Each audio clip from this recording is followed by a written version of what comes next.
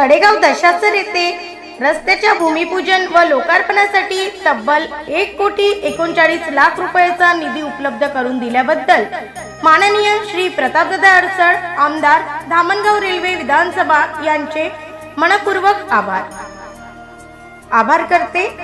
तुषार अशोकराव धनजोडे, जिल्हा महामंत्री, भारतीय जनता युवा मोर्चा, अमरावती ग्रामीण।